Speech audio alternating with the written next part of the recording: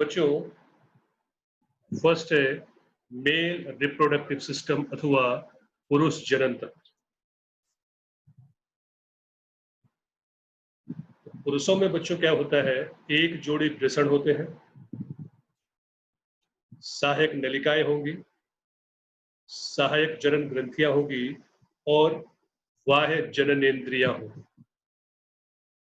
तो पुरुष प्रजनन तंत्र में बच्चों इन चार चीजों का समावेश होगा। पहले एक जोड़ी वृषण, दूसरा सहायक नलिकाएं, तीसरा सहायक जनन ग्रंथियां और चौथा है बच्चों बाह्य जननेंद्रियां। सबसे पहले हमारा जो टॉपिक है वो है वृषण। तो वृषण बच्चों, जिनको आप टेस्टिज कहते हो, कहाँ लगे होते हैं? तो ये श्रोणि क्षेत्र, पेल्विस रीजन में लगे होते हैं। एक जोड़ी वृषण बच्चों, जब भ्रूण का निर्माण होता है तो वृषण श्रोणि क्षेत्र में लगे होते हैं, लेकिन क्योंकि वृषण में शुक्र कोशिकाओं का निर्माण होता है और शरीर का तापमान 37 डिग्री सेंटीग्रेड होता है बच्चों, तो इतने उच्च तापमान पर शुक्र कोशिकाओं का निर्माण नहीं हो सकता।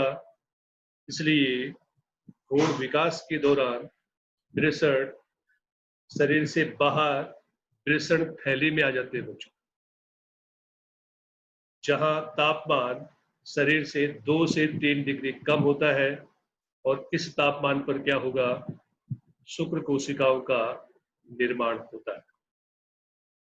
शरीर के तापमान पर शुक्र कोशिकाओं का निर्माण नहीं होगा, इसलिए वृषण जो टेस्टी होती है वो शरीर से बाहर एक थैली में आती है बच्चों। उस थैली को वृषण थैली अथवा स्क्रोटम कहते हैं। भ्रूण निर्माण के समय कहाँ लगे थे? पेल्विस रीजन में लगे थे। ठीक है, वहां से ये शरीर से बाहर निकलेंगे। कोई पूछा क्यों निकलेंगे शरीर से बाहर? क्योंकि शरीर के तापमान पर शुक्र कोशिकाओं का निर्माण नहीं हो सकता, इसलिए ये वृषण थैली में आते हैं। अगर आप बच्चों वृषण का अगर आप डायमीटर देखें बच्चों, तो लंबाई वृषण की लगभग 4 से 5 सेंटीमीटर और इसका डायमीटर होता है, चौड़ाई होती है लगभग 2 से 3 सेंटीमीटर। 2 से 3 सेंटीमीटर चौड़ाई है और 4 से 5 सेंटीमीटर इसकी लेंथ है। ठीक है, तो वृषण कहाँ लगे होंगे? वृषण थैली में लगे होंगे।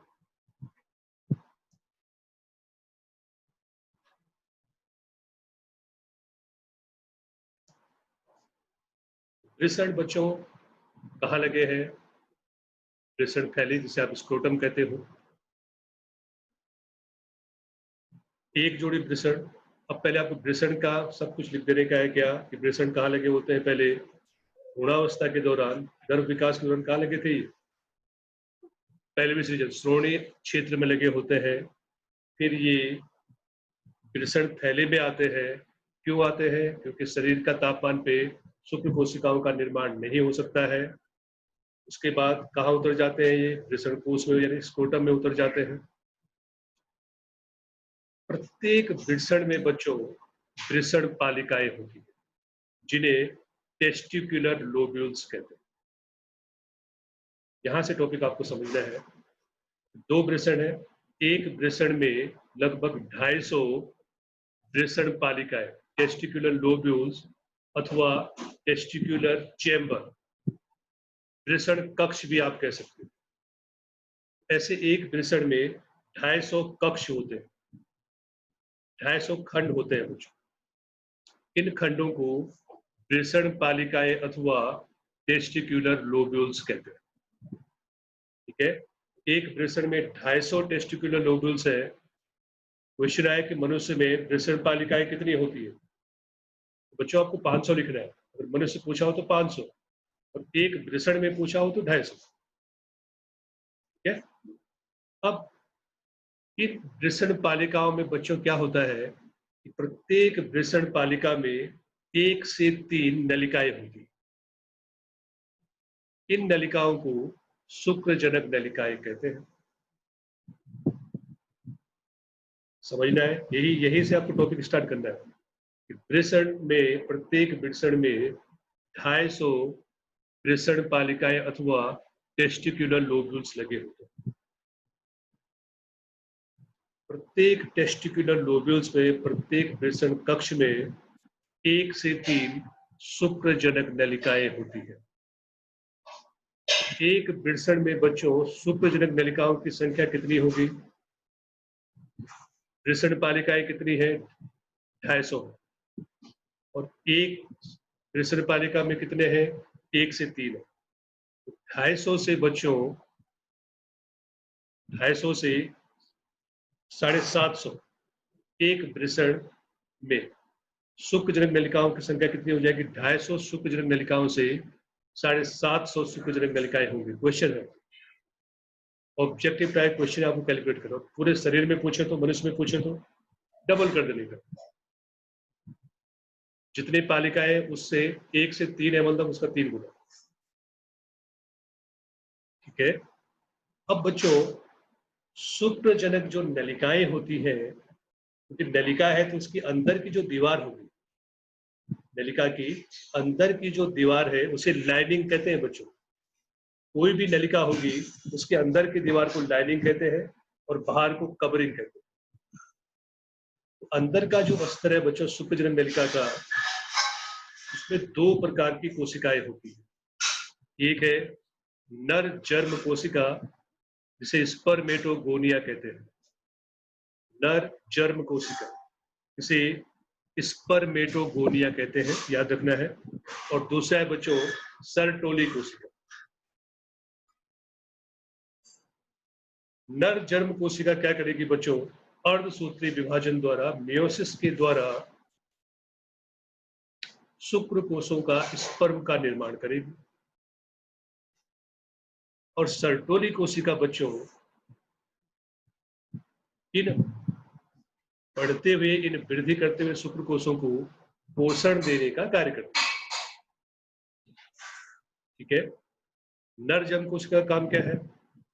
शुक्र कोशों का निर्माण करना। और सर्टोली कोशिकाओं का काम क्या है? इन शुक्र कोशों को जब ये वृद्धि करेंगे, इन शुक्र कोशों को क्या करना? पोषण देने का कार्य करना। ठीक है बच्चों। अब देखो, वृषण में वृषण पालिकाएं कितनी? 250। और हर पालिका में बच्चों 1 से 3 नलिकाएं। एक पालिका में लगाओ कि 1 से 3 नलियां है। नलियों के बीच की जो जगह होती है बच्चों, उसे इंटरस्टिशियल स्पेस कहते हैं। क्या बोलते हैं उसे? इंटरस्टिशियल स्पेस अथवा अवकाश कहते हैं, अंतराकोशिकीय अवकाश।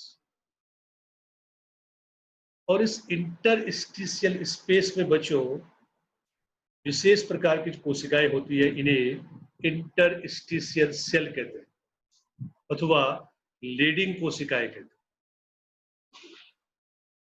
इंटरस्टिशियल जो स्पेस है बच्चों, उस इंटरस्टिशियल स्पेस में जो कोशिकाएं पाई जाती है उसे इंटरस्टिशियल सेल या अंतरालीय कोशिकाएं या लीडिंग कोशिकाएं कहते हैं। ये अंतरालीय कोशिकाएं बच्चों एंड्रोजन का स्राव करती हैं। जो मेल हार्मोन्स होते हैं उन्हें एंड्रोजन कहते हैं। मुख्य जो एंड्रोजन है बच्चों वो है टेस्टोस्टेरोन, मेल हार्मोन। तो बच्चों जो सेमिनिफेरस ट्यूब्यूल्स थी, शुक्रजनक नलिकाएं थी, एक कक्ष में 1 से 3 है। नलिकाएं जब आप रखोगे कहीं पे, बीच में जगह खाली होगी। एक नलिका के से दूसरी नलिका के बीच की जो खाली जगह है, या दूसरी से तीसरी के बीच जो खाली जगह है बच्चों, उसे क्या कहते हैं? उसे इंटरस्टिशियल स्पेस अथवा अंतरालीय अवकाश कहते हैं। इस अंतरालीय अवकाश में जो कोशिकाएं होती हैं उन्हें इंटरस्टिशियल सेल अथवा अंतरालीय कोशिका अथवा लीडिंग कोशिकाएं कहते हैं। नीट का क्वेश्चन अच्छी तरह से समझना है मुझे। ये अंतरालीय कोशिकाएं मेल हॉर्मोन्स एंड्रोजन, उसमें सबसे मुख्य है टेस्टोस्टेरोन का स्राव करते हैं। लेकिन इसके लिए बच्चों पिट्यूटरी ग्लैंड से जीटीएच का स्राव होता है, तो पढ़ेंगे बाद में, टॉपिक आने वाला है। गोनेडोट्रोपिक हार्मोन का स्राव होगा। दो प्रकार के गोनेडोट्रोपिक होते थे, हमने 11वीं पढ़ा हुआ है। एक FSH फॉलिकल स्टिमुलेटिंग हार्मोन और दूसरा है ल्यूटिनाइजिंग हार्मोन। बच्चों मेल में LH को ICSH कहते हैं। ल्यूटिनाइजिंग हार्मोन को बच्चों नर में ICSH interstitial cell stimulating hormone. IC मतलब इंटरस्टिशियल सेल। अब आपको पता चल गया कि इंटरस्टिशियल सेल मतलब सेमिनिफेरस जो ट्यूब्यूल्स है, शुक्रजनक जो नलिकाएं हैं, उनके बीच की जो जगह है उसे इंटरस्टिशियल स्पेस कहते थे। उसमें जो कोशिकाएं होती है उसे इंटरस्टिशियल सेल कहते हैं। उसको स्टिमुलेट करने वाले हार्मोन को इंटरस्टिशियल मतलब I, सेल मतलब C, स्टिमुलेटिंग अर्थात S और हार्मोन अर्थात H। ठीक है बच्चों, एक बार वापस शॉर्ट रिवाइज करते हैं। 2 बिरसण है, प्रत्येक बिरसण शरीर से बाहर निकलते हैं। उस ताप पर क्या नहीं होता है, शुक्रकोशों का निर्माण संभव नहीं है। कहाँ आ जाते हैं, बिरसण कोश यानी स्क्रोटम में आते हैं। प्रत्येक बिरसण में बिरसण पालिकाएं होती है कितनी, 250। प्रत्येक पालिका में 1 से 3 शुक्रजनक नलिकाएं होती है और शुक्रजनक नलिकाओं के अंदर की जो दीवार है उसमें 2 प्रकार की कोशिकाएं होती है, नर जन्म कोशिका, सर्टोली कोशिका। नर जन्म कोशिका अर्धसूत्री विभाजन के द्वारा बच्चों शुक्र कोशों का निर्माण करेगी और सर्टोली कोशिका शुक्र कोशों को पोषण देने का कार्य करेगी। शुक्रजनक नलिकाओं के बीच की जो जगह है उसे इंटरस्टिशियल स्पेस कहते हैं, अंतरालीय अवकाश कहते हैं। उसमें जो कोशिकाएं पाई जाती है उसे अंतरालीय कोशिका कहते हैं, इंटरस्टिशियल सेल कहते हैं। ठीक है बच्चों, और वो मेल हार्मोन एंड्रोजन अर्थात टेस्टोस्टेरोन का स्राव करती है। ये देखो बच्चों, अगर आप देखें, ये है अंतरालीय कोशिका। ये एक शुक्रजनक नलिका, ये दूसरी शुक्रजनक नलिका, ये तीसरी शुक्रजनक, ये शुक्रजनक नलिका है बच्चों। एक कक्ष में 1 से 3, अगर आप इसको देखें, एक कक्ष में 1 से 3 शुक्रजनक नलिकाएं। शुक्रजनक नलिकाओं के अंदर की जो दीवार है बच्चों, उसमें 2 प्रकार की कोशिकाएं होंगी। एक स्पर्मेटोगोनिया अर्थात नर जर्म सेल और दूसरा है सर्टोली कोशिका। 2 शुक्रजनक नलिकाओं के बीच की जगह जो आपने देखो पिंक कलर से दिखा रखी है बच्चों, ये है अंतराली कोशिकाएं अथवा इंटरस्टिशियल सेल। और यही वो कोशिकाएं हैं बच्चों जो नर हार्मोन का स्राव करती है। और यही वो हार्मोन से बच्चों जो मेल में एग्रेशन के लिए आक्रामकता, मनुष्य में जो मेल में आक्रामकता होती है वो इसी हार्मोन के द्वारा होती है। ठीक है, चलिए, ये था शुक्रजनक नलिका। ठीक, ये बच्चों डायग्राम आपको एग्जाम के लिए ड्रॉ करना है। कुछ नहीं है, लाइनिंग एक दूसरे ऐसे लाइन खींच लेना, बीच के अपने आप ये बन जाएगी। उसमें 2 प्रकार की कोशिका आपको बनानी है, स्पर्मेटोगोनिया और सर्टोली कोशिका।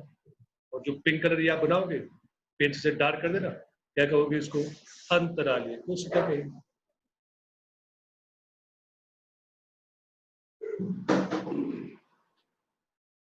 क्या बच्चों, अब आ जाओ सहायक कोशिका। सहायक नलिका है। वृषण के अलावा जो शुक्र कोशों को ले जाने में सहायता करेगी बच्चों। वृषण का काम है शुक्राणु का निर्माण करना, उनको ट्रांसपोर्ट करने का काम करेगी नलिका। आपने देखा था शुक्र कोशों का निर्माण कौन कर रहा था? स्पर्मेटोगोनिया कर रही थी। स्पर्मेटोगोनिया कहाँ थी? तो जो शुक्रजनक नलिका है उसके अंदर की दीवार में थी। जो शुक्रजनक नलिकाओं से शुक्राणुओं को इकट्ठा करने का काम वृषण जालिका अथवा रेटे टेस्टिज करती है। ठीक है, शुक्रजनक नलिकाओं से शुक्राणुओं का संग्रह शुक्राणु को कौन प्राप्त करता है? रेटे टेस्टिज। शुक्रजनक नलिकाओं से शुक्राणु बच्चों रेटे टेस्टिज में आ जाए। रेटे टेस्टिज खुलता है बच्चों शुक्र वाहिका अथवा वास इफ्रेंसिया, और ये वास इफ्रेंसिया बच्चों वृषण के बाहर की सतह पर लगा होता है। वहां से बच्चों ये आएंगे अधिवृषण नलिका, एपिडिडाइमिस। अधिवृषण नलिका से बच्चों आएंगे शुक्रवाहक। शुक्रवाहक क्या करेगा? शुक्र कोशों को लेके बच्चों वापस उदर गुहा में आएगा। मूत्राशय के आगे दोनों साइड की शुक्रवाहक नलिकाएं बच्चों एक लूप बनाएगी, और इस लूप में बच्चों शुक्राशय से आने वाली शुक्राशय वाहिनी खुलेगी। तो वृषण से क्या आ रहा है? शुक्रवाहक आ रहा है। शुक्राशय से आ रहा है शुक्रवाहिनी। दोनों ओर दोनों वाहिनियां जुड़ेंगी बच्चों, और उसके बाद इस नलिका को स्खलन नलिका कहते हैं, इजैकुलेटरी डक्ट कहते हैं। तो जो मूत्र जनन पथ द्वारा शरीर से बाहर होता है। तो क्वेश्चन बच्चों ये आता है स्खलन नलिका का निर्माण कैसे होता है? तो शुक्राशय से आने वाली शुक्राशयी वाहिनी, वृषण से आने वाली शुक्रवाहक, दोनों आपस में जुड़ते हैं, और उसके बाद न तो ये शुक्रवाहक है न ये शुक्राशयी वाहिनी है। अब बच्चों इसे कहेंगे स्खलन नलिका। ठीक है, डायग्राम देख लेते हैं। देखो, ये वृषण है बच्चों, ये कंपार्टमेंट है, 250 कंपार्टमेंट होंगे। इस कंपार्टमेंट में आपको पता है क्या होगा? वृषण पालिकाओं में क्या होता है? शुक्रजनक नलिकाएं होती है। शुक्रजनक नलिकाओं की जो अंदर की दीवार है बच्चों, उसमें क्या था? उसमें दो प्रकार की कोशिका, नर जर्म कोशिका और सर्टोली कोशिका। नर जर्म कोशिका शुक्राणु का निर्माण करेगी, और सर्टोली कोशिका बच्चों इस शुक्राणु को पोषण देने का कार्य करेगी। तो शुक्रजनक नलिकाओं ने शुक्रकोशों का निर्माण किया। ये शुक्रकोश बच्चों कहाँ आएंगे? वृषण जालिका में आएंगे। वृषण जालिका से बच्चों ये आएंगे शुक्रवाहिका, शुक्रवाहिका से आएंगे अधिवृषण नलिका में। ये वृषण के बाहर लिपटी हुई होती है बच्चों। वृषण नलिका से बच्चों ये आ जाएगा शुक्रवाहिका। ये वृषण से होते हुए श्रोणी गुहा में आती है। मूत्राशय के आगे देखो, यहां से ये शुक्रवाहक, यहां से ये शुक्रवाहक, दोनों बच्चों लूप बनाए। इस लूप में देखो ये शुक्राशय है। इस लूप में शुक्राशय वाहिनी खुलेगी, और अब इसे बच्चों स्खलन नलिका कहते हैं। ठीक है, स्खलन नलिका का निर्माण कैसे हुआ? कि वृषण से आने वाले शुक्रवाहक दोनों ओर क्या बना? यहाँ पे लूप बना। जहां पे लूप बनता है वहां पे बच्चों एक जोड़ी शुक्राशय होते हैं, और इस शुक्राशय से शुक्रवाहिनी आती है और शुक्रवाहक के साथ जुड़ती है, और उसके बाद बच्चों ये जो नली होगी, इस नली को अब क्या कहेंगे? स्खलन नलिका कहते हैं। ठीक है बच्चों,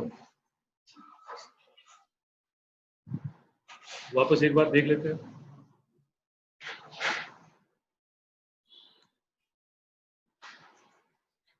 वृषण, वृषण पालिकाएं, शुक्रजनक नलिकाएं, नरजन्म कोशिकाएं, सर्टोली कोशिकाएं। ये शुक्रजनक नलिकाओं की रचना है, पढ़ना है, डायग्राम बनाना है तुमको। शुक्रजनक नलिकाओं से शुक्राणु जो है बच्चों, इनको कौन इकट्ठा करेगा? तो रेटे टेस्टिज। रेटे टेस्टिज से कहांगे ये शुक्रवाहिका अथवा वास डिफरेंशिया से अधिवृषण नलिका। अधिवृषण लिखा है, आपको नलिका लिख देना आगे। याद रखना, ऊपर शुक्र वाहिकाएं है और ये शुक्र वाहक है। ये शुक्र वाहिका है और ये शुक्र वाहक, याद रखना है। वास डिफरेंस, शुक्र वाहिकाओं को वास डिफरेंशिया कहते हैं और शुक्र वाहक को वास डिफरेंशिया कहते हैं। ये नीचे की ओर आता है, डिफरेंशिया नीचे की ओर आएगा और डिफरेंशिया ऊपर की ओर जाएगा बच्चों।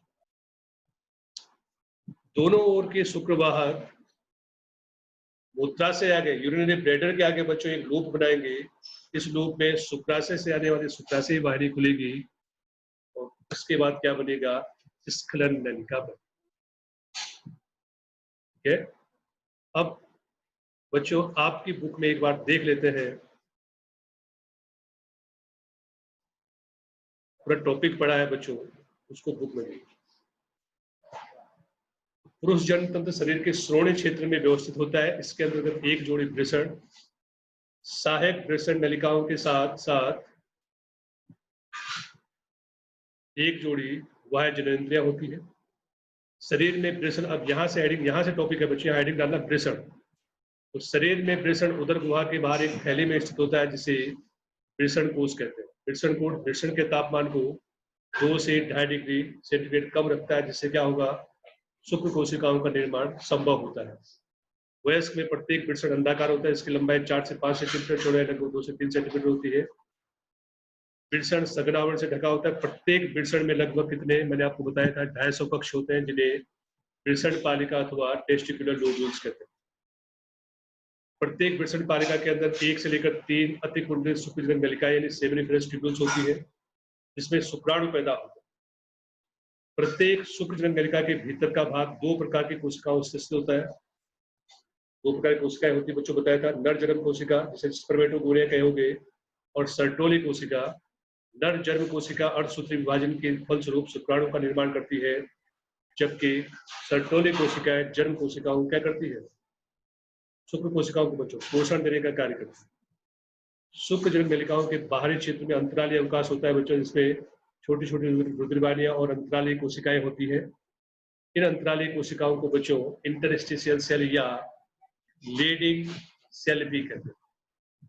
ब्रैकेट में इंटरस्टिशियल, इसके ब्रैकेट में कुछ नहीं करता, लीडिंग कोशिकाएं बोलते हैं, इसको काट कर यहाँ।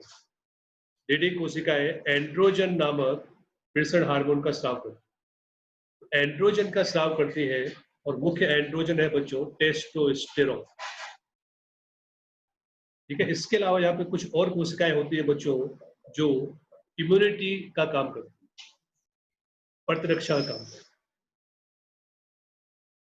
सहायक कोशिकाओं में बच्चों, सहायक नलिकाओं में कौन कौन? तो वृषण जालिका आपको बता दें, मैंने एक चार्ट बना रखा है स्लाइड में, पीपीटी बनाया बच्चों आपके लिए, उसके हिसाब से आपको बहुत इजी आपको हो जाएगा टॉपिक। ठीक है, पूरा का पूरा टॉपिक मैंने वहां पे बता रखा आपको, उसको पढ़ो, फिर बुक में पढ़ो, आपको बहुत जल्दी याद हो जाएगा। सहायक नलिकाओं में वृषण जालिका रेटे टेस्टिज, शुक्रवाहिका अर्थात वासा डिफरेंशिया, अधिवृषण नलिका यानी एपिडाइमिस, शुक्रवाहिका यानी वास डिफरेंस,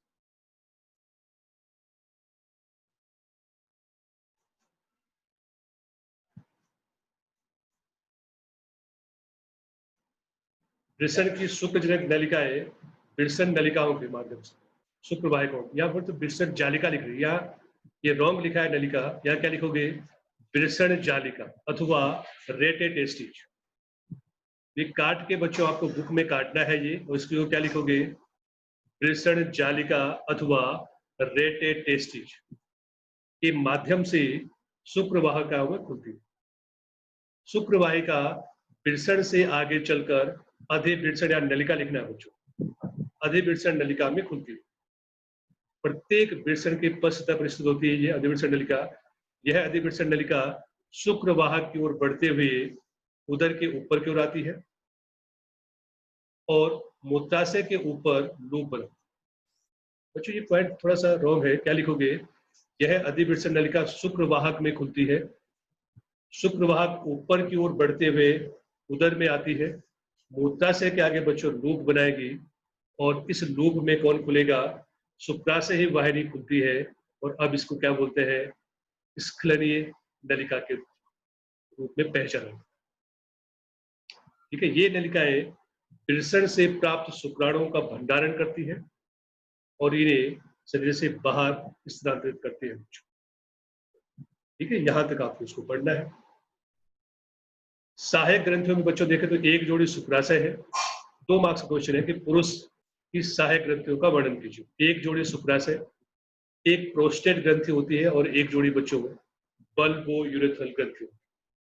इन ग्रंथियों का स्राव सेमिनल प्लाज्मा का निर्माण करता है, जिसमें फ्रक्टोज, कैल्शियम और कुछ एंजाइम होते हैं। बल्बो यूरेथ्रल ग्रंथि का जो स्राव होता है बच्चों, ये लुब्रिकेशन का कार्य करता है।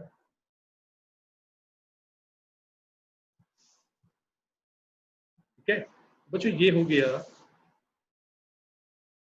नर प्रजनन तंत्र कंप्लीट। लास्ट टॉपिक में आपको हेडिंग डालनी है पुरुष लिंग की सहायक ग्रंथियां, और ये 2